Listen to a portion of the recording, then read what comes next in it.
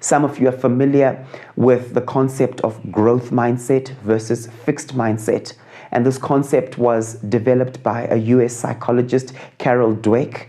And Carol was studying motivation in people and came up with certain concepts that are so powerful for us today. You see, there are conscious and subconscious patterns that are actually developed from a young age. And some people have a growth mindset while some people have a fixed mindset. And fixed mindset thinking says, if I can't do it now, I'll never be able to do it. You know, I was born on the wrong side of the railway track. I went to the wrong school. I'm the wrong color. I'm too this, I'm too that, right? People from my family will never make it in life. And if you have this mindset, then your mind is programmed to more readily accept failure than success.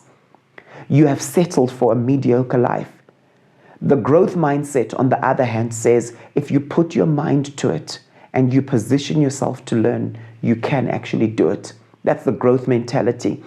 And I love the transformation of certain people in the Bible. I mean, look at people like Peter. He definitely had a growth mindset. One moment he's denying Christ, and then some months later, he's filled with the Spirit and he's speaking boldly on the day of Pentecost, telling people that they need to repent. Later on, you see that he's making comments that show that he's really been transformed from the spirit of fear, for example. In Acts chapter 5, verse 28 to 29, it says this, we gave you strict orders not to teach in this name, he said. Yet you have filled Jerusalem with your teaching, and you're determined to make us guilty of this man's blood.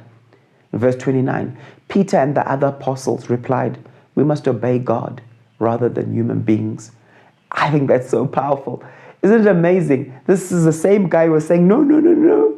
I'm not a follower of Christ. I don't know who this Jesus is, right?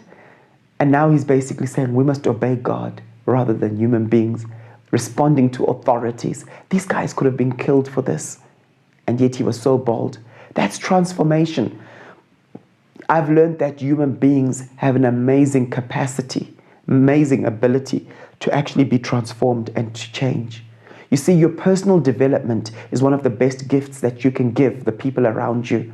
I remember when my wife was about 30 years of age, she already could play a couple of instruments, but she loved the sound of the cello, and she made a decision to really take up the cello seriously. She got a particular lady, Russian lady actually, who is based here in the Pretoria area, and she actually started having lessons from this person. And within a few years, she had already done her grade 6 cello exam, all right? That's a growth mindset. She literally had that mindset that, you know what, let me dedicate myself to mastering this particular instrument that I love the sound of, and I can do it.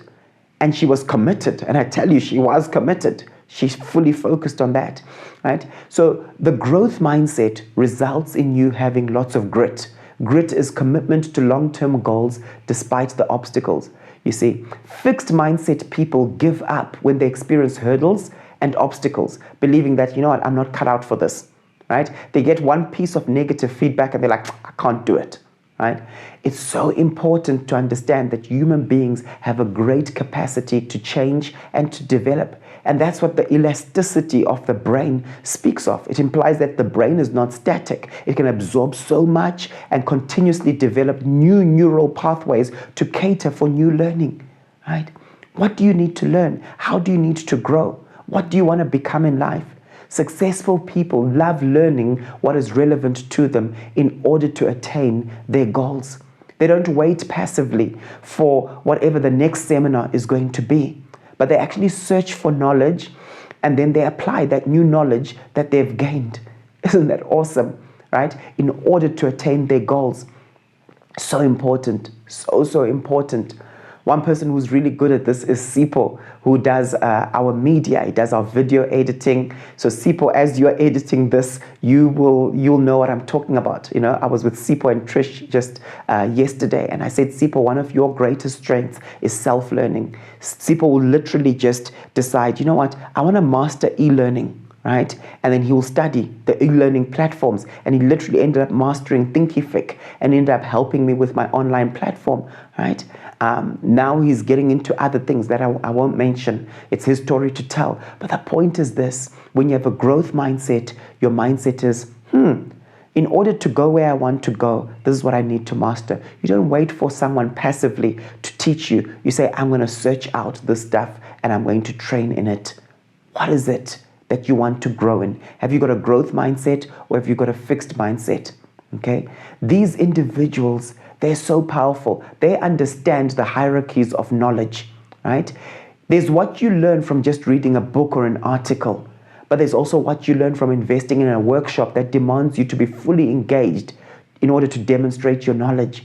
So they see the value of getting mentorship, for example, from those who are experienced in what they're pursuing. You see, there's a hierarchy when it comes to acquisition of knowledge. You can just read a book, or you can actually go to a mastermind class, right? What are you doing? Or you can pursue a mentor and say, I want to maximize on what you know. And so you ask them more than 5 questions deep. Do you have a growth mindset? Do you have clear learning goals?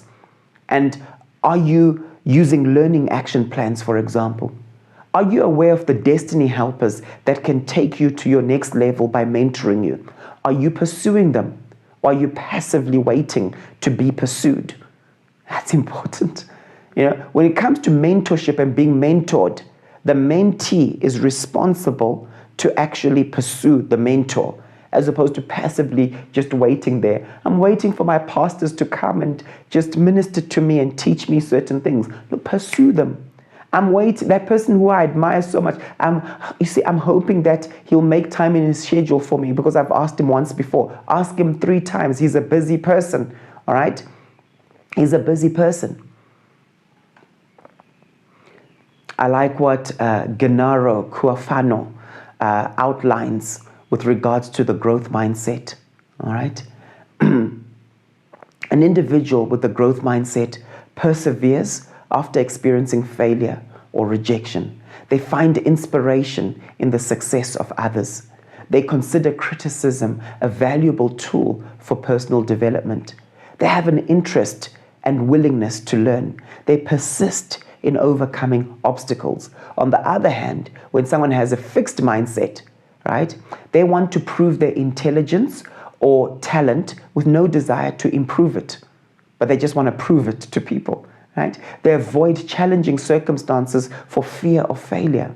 They treat criticism as a personal attack, and in so doing, they ignore valuable feedback.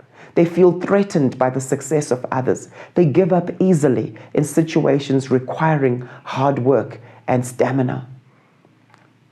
I want to encourage you to develop a growth mindset.